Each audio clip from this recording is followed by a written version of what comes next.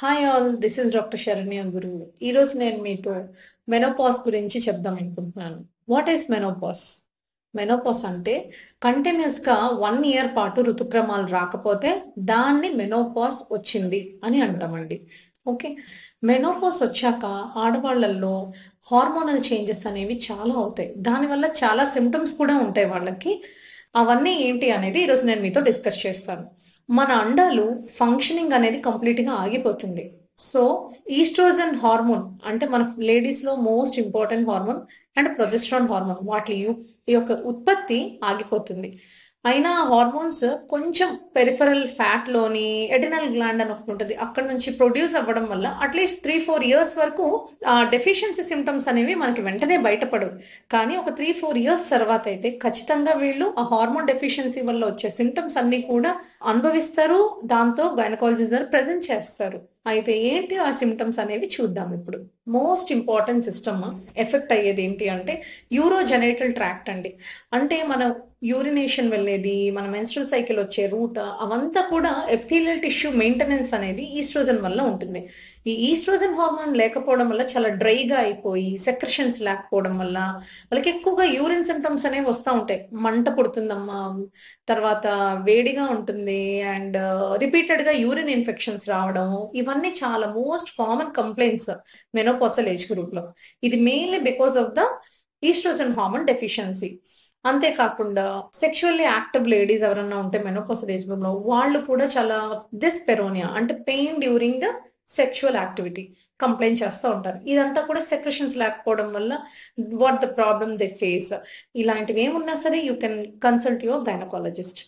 Next, vascular system ఏమవుతుంది అంటే ఒళ్ళంతా చాలా వేడిగా ఉంటది వీళ్ళకి, చెమట విపరీతంగా పడతా ఉంటది, ఒళ్ళంతా చాలా వేడి పొగలు వస్తున్నట్టు ఉంటది అంటారు. అండ్ ఫ్యాన్ లేకపోతే కొంచెం కూడా వీళ్ళు తట్టుకోలేరు. These symptoms are all because of the oestrogen hormone deficiency. And నిద్ర పట్టదు, insomnia, that is one more complaint అండి. And next, bone weakness.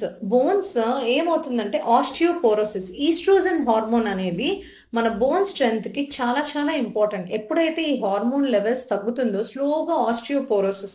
చాలా మందికి మీరు అబ్జర్వ్ చేసి ఉంటారు, ఓల్డ్ ఏజ్ లో స్పైన్ కూడా వెన్నుపూస బెండ్ అయిపోయి ఇలాగ గూన్ వచ్చేస్తా ఉంటది.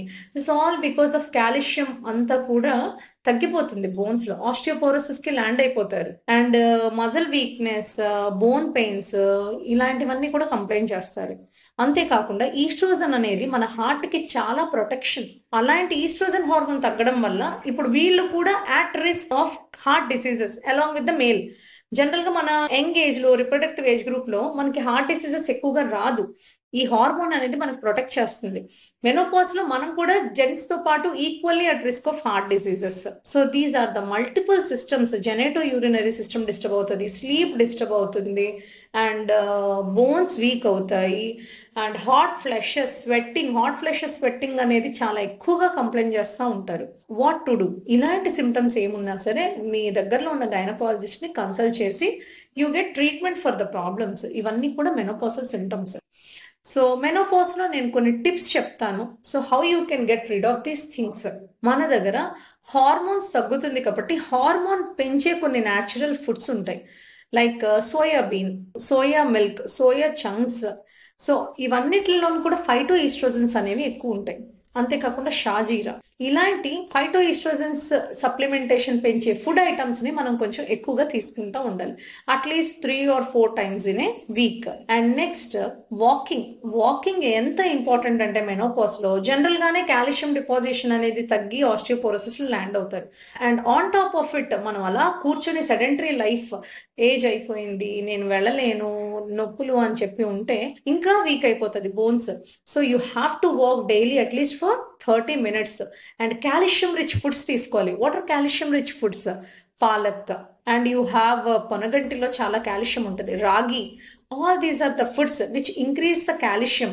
కాల్షియం అనేది మంచిగా తీసుకుంటే మీ బోన్స్ అనేవి అట్లీస్ట్ కొంచెం స్ట్రాంగ్ గా మెయింటైన్ అవుతాయి. So natural food, milk and milk products, curd, ఇలాంటివి తీసుకుంటా ఉండాలి. అండ్ వాకింగ్ ఖచ్చితంగా చేయాలి. And breathing exercises, at least 10 minutes of breathing exercises చేస్తే you will get a good sleep and your stress will reduce. So these are the few tips which will protect you from the menopause. ఇంకా మీకు menopause గురించి ఏమన్నా తెలుసుకోవాలని ఉంటే, doubts ఉంటే, you can comment us or you can contact us. Thank you.